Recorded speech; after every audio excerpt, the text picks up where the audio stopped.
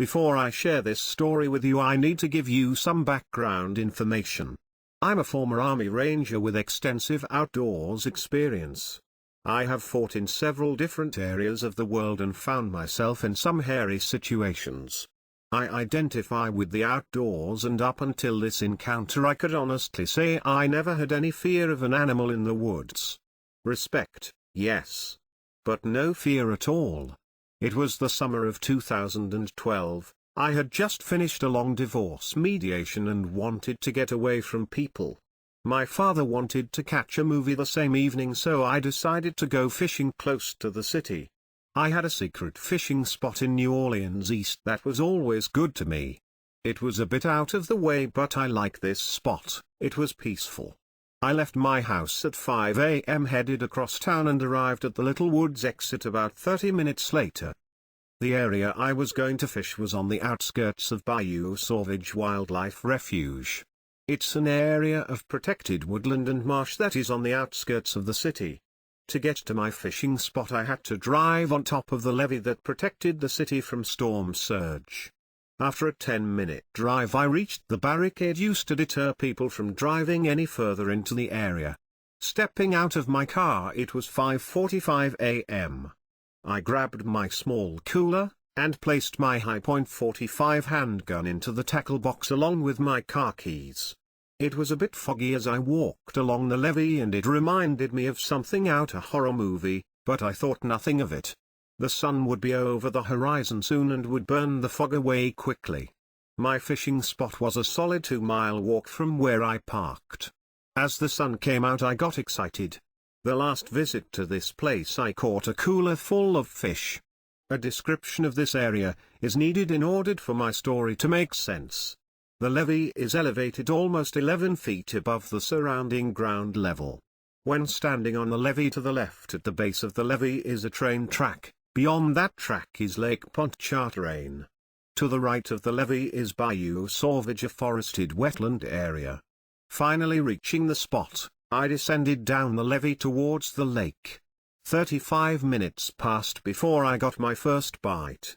Standing on the rocks with my rod high in the air, I noticed the train coming. Being trapped between the water and the train was not ideal, so I quickly reeled the fish in and got him into the cooler. The train was still a ways off when I decided to climb up the levee. Reaching the top instantly, I had felt an eerie feeling. Scanning the area I didn't see anything, but as I turned to see how far away the train was I noticed movement at my 2 o'clock. Something was in the water of the bayou. I looked closer, it was a head sticking out of the water. My initial thought was, what is a black bear doing in the bayou? Then I started noticing things. The head was huge with pointed ears that looked like 2 black triangles, and the snout was long and wide. I watched, thinking, man, this is a big bear, until I saw a shoulder come out of the water, and then came a long arm with claws. I verbally said, holy shit. My body was frozen and my mind was telling me, bear. It looked at me. Its eyes reflected a yellowish color from in the shade of the trees. At that point my mind and body agreed it's time to get the hell out of here. I watched as it changed directions, coming towards me through the water. Its head and shoulders began to elevate out the water and I heard a growl. This growl was like nothing I have ever heard or felt before. I felt the vibration in my bones. As a ranger I know what fear is, and this was not regular fear. This was primal fear. I turned and ran down the levee towards the train tracks, jumping across totally unconcerned about the fact that the train was bearing down on me.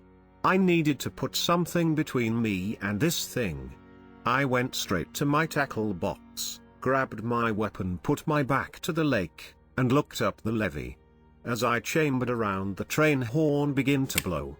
The conductor was looking in my direction, his eyes as big as dinner plates.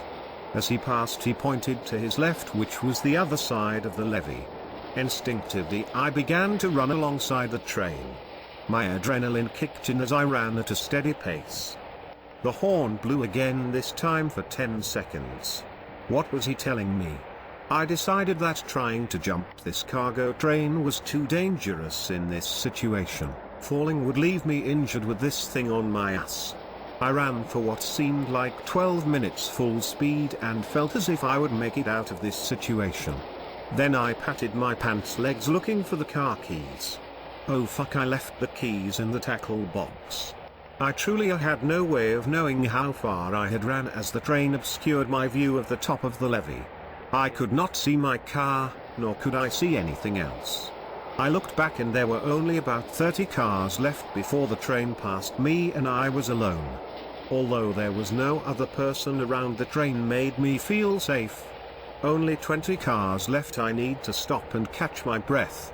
10 cars, I'm thinking about my dad and how we were supposed to go to the movies.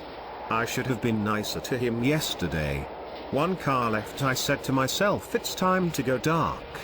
This was a trigger that I used in the Army Rangers to mentally prepare myself for war. Go dark. Go dark. I told myself again. I leveled my weapon and started up the levee as I got to the top. Nothing. But I still had that eerie feeling. I glanced to my right and my car was about 50 yards away. I sprinted to my car. As I approached the car, I skid to the ground trying to stop. I can't explain the feeling, but my body knew I was in danger. When I made it to my feet and looked back, there it was.